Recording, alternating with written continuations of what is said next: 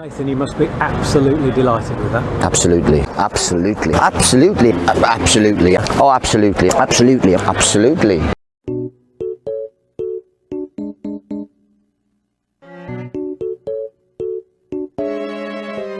They got one job to do, and all he's got to do is 8-9 yards away. Nathan, I guess the key moment is the penalty right on the stroke of half-time. Yeah, because that goes 2 and 2 is better cushion than 1, and so I've got no pressure. You know, it's not like the board telling me you've got to do this, you've got to do that. Well, they did tell me I've got to beat Chelsea, but you know, we call it the Bermuda Triangle in there because when you go in, you don't come out very quickly. So, but today against Cardiff City again, I've picked the wrong team to play and to win a game against them, and that's my fault. And Simon Sluga could do very little. We've got a poor record against Cardiff here, and other teams enjoy playing against Cardiff, and that's. Look, that's how, as we said earlier, you know, not flippantly, this is a bit of caviar, and we want bread and butter. Charlie Austin doesn't score apart from against us, and he scored in the last 3 games now. We've resurrected his career, something terrible. It's a joke. And look, if I said to him, you know, chasing chicken around all night, he'll do it for us because he's that good, you know. He has that. Felt that John was causing us problems, so we needed to deal with that, and we didn't really deal with that.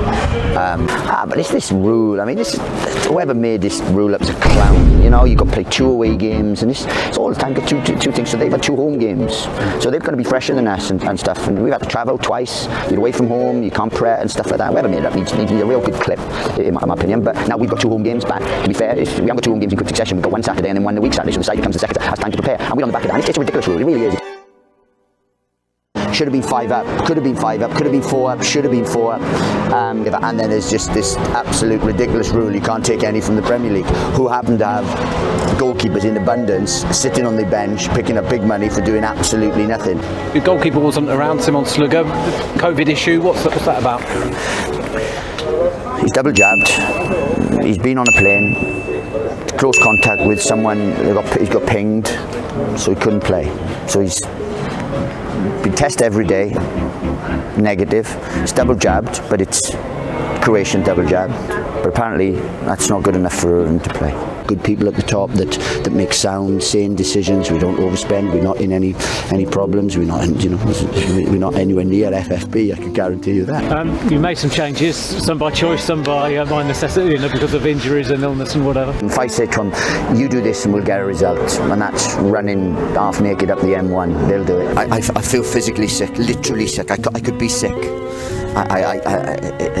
It's 3-0 defeat here at Stoke City. Your thoughts on disappointing performance and result? I'm bitterly disappointed. I thought we were inept in every single department today. We lost every single individual battle. We showed no fight, no spirit, no desire to win a game, and that's surprising. You could have got plenty of them, but to come into this game today in where we were, it's come out of absolutely nowhere. And I said I'm not so much embarrassed. I'm just really shocked by the ineptitude of the performance. People that we call leaders that were miles off today. Let's talk about Jordan Clark, who's the best free transfer in history. And if Cal Naismith hadn't tried to be, Caldini in the back heel right in half time, we could have been far more comfortable. Ironically, I didn't have many wins at Stoke, but I won here as well, and so it kept me in a job for another month and stuff. But that was something that you mentioned at half-time. You obviously know how this crowd can react. Well, the roof came off, Miami's gone, my knees are gone, and absolutely everything. So, but look, it's not too late.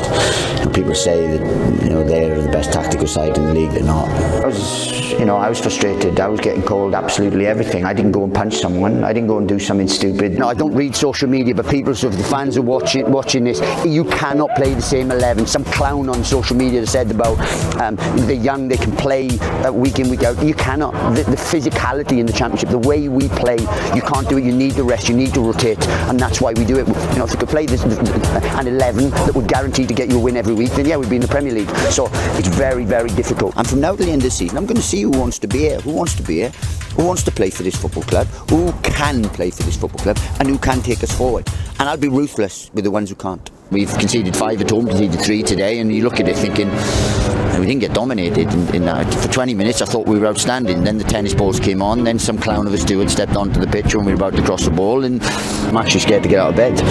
Delighted for him because he had a bit of stick, you know, a poor Jack Grealish. He scores more than Jack Grealish, to be fair. Groups that want to win games invariably do. Groups